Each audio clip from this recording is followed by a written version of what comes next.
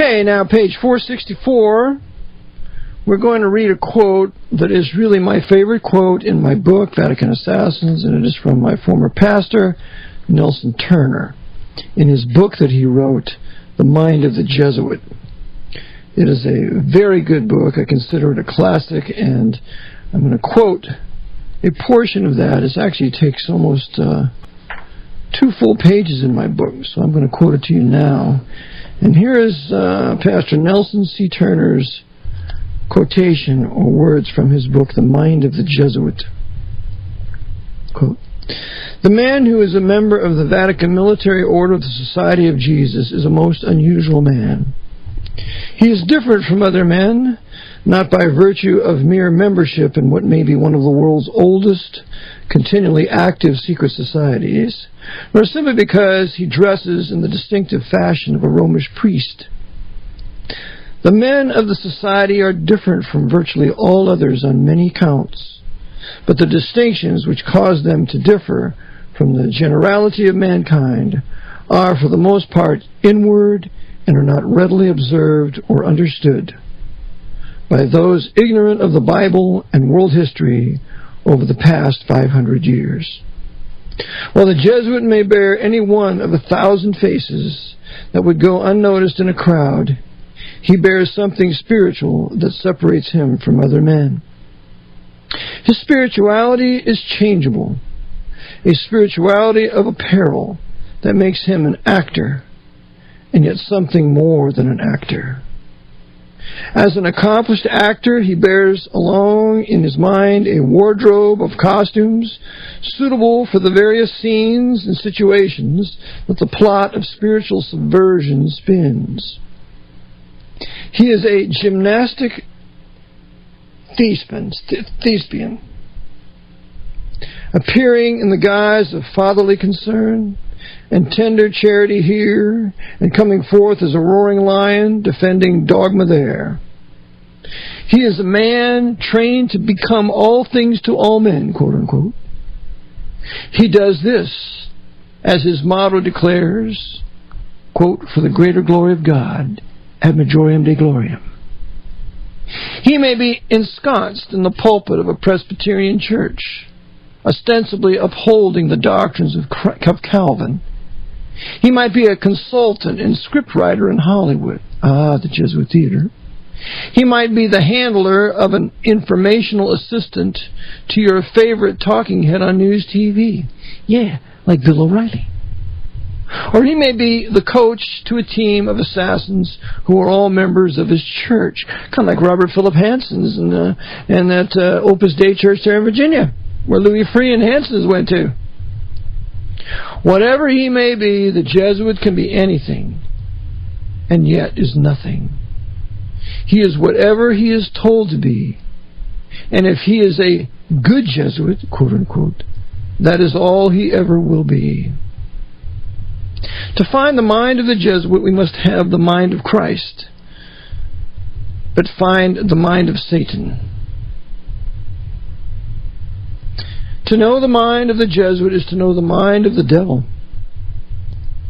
No soul can rightly comprehend the quote-unquote mystery of iniquity unless he first partakes of, quote, the mystery of godliness, unquote. The Jesuit, as a Roman Catholic priest, will consistently preach the doctrine of free will of man, but he, to be what he is, has already totally relinquished control of his body, soul, possessions, conscience, and future life to his superior.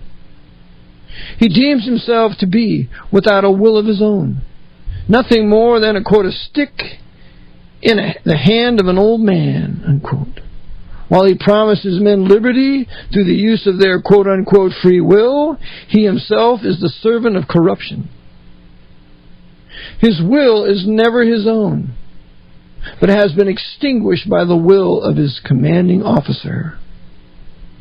His mind has been brought to or passed over the brink of insanity repeatedly through the lifelong, repetitious spiritual exercises and retreats where he wipes clean the slate of conscience and the spark of humanity through obsequious idolatry.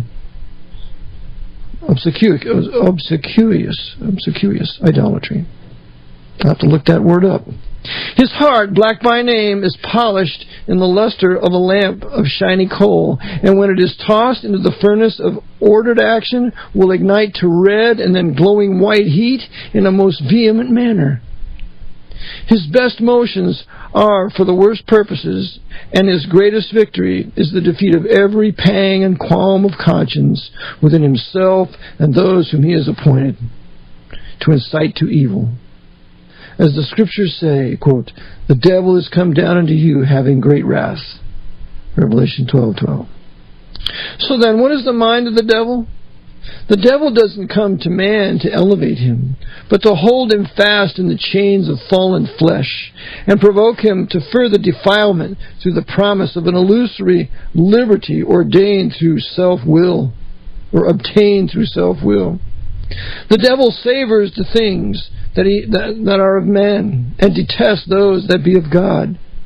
He promotes the free will of man, but deplores the will of God. He loves the power and arm of the flesh, and hates the work of the Spirit. The devil loves hate and hates love. He will do well to no man, but would make all men his servants, promising promotion to those that obey him. He leads them along an ever-sinking path to a reward of eternal conscious pain, a recompense which is meat to those that are so used of him. Promising to heal, he wounds and destroys, his blessings being all curses. He loves worship to be rendered unto him, but returns no worship to the God that created him. He is ever active and does much that looks good, but in his wake is a trail of corpses, collapse, and consternation. He professes to promote piety while praying blasphemies, and drives the wicked headlong with the counsel of their free will. He begins where most men would stop and never pays the bill for the mischief which his blandishments have enticed others to commit. The sins and crimes he moves men to engage in become their own, and he smugly watches as they are taken and bound with cords, cheerfully ignoring their shrieks of terror and pain. The tear of sorrow, the pangs of remorse, or regretful looking back are all unknown to the devil, and these common human emotions are absent in the good Jesuit. Compassion is in the mouth, but not in the heart of the Jesuit, and his speeches about charity, unity, and equality are formed to drop a curtain of confusion over the mind of his hearers. When he speaks to men, they hear one thing, but he secretly means another. While he enunciates with embellished eloquence desires for peace and love, it is war that is in his heart. Good words and fair speeches pour forth from his feigned lips as he drowns his opponents with rhetoric devoid of truth and empty of righteousness. All is emotionless calculation with these workers of iniquity, so much that all outward and visible displays of emotion by the Jesuit are insincere and formulated to elicit the desired responses from his opponents. He never shows his true self because he has no true self. His ways are changeable, that one cannot know them. Yet he has no changes and fears not God. He is a man of mystery, a puzzle of a person who carries under his cloak a double heart that makes him heartless. A double heart that makes him heartless. He reaches into the heights of craft and knowledge as he plumbs the depths of depravity, and ever trawls the murky waters of sin for a prize. Indeed, he ever trawls the murky waters of sin for a prize. Unquote. The mind of the Jesuit, the Pastor Nelson Turner. Truly a poetic yet incisive and vivid description of the mind of the Jesuit and his master, the devil. Well, this is the Jesuit. These are the men that rule the world. These are how they think. These are the minds that they possess. Remember, to become a professed Jesuit of the third vow takes 15 years of quote-unquote education. 15 years after high school. And when they're ready to go, they can handle anything. They can handle politics. They can handle economics. They can handle academia. They can handle religion. They can handle anything. And if they personally can't handle it, there's somebody else they know who can. Because it's a military brotherhood. And you call your greatest soldier in a specific area to the forefront, to the battle arena, to contend for the order on this particular instance. It's a military order. Now, do you think a free country can exist with these kinds of men in it?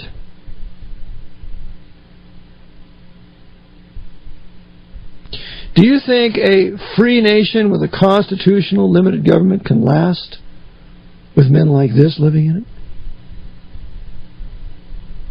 They've sworn the destruction of the Reformation. It's called the Counter-Reformation. They regarded America as a heretic nation. Not anymore. Now it's just an atheistic, godless nation, full of sin and wickedness. Easy prey for the Jesuits.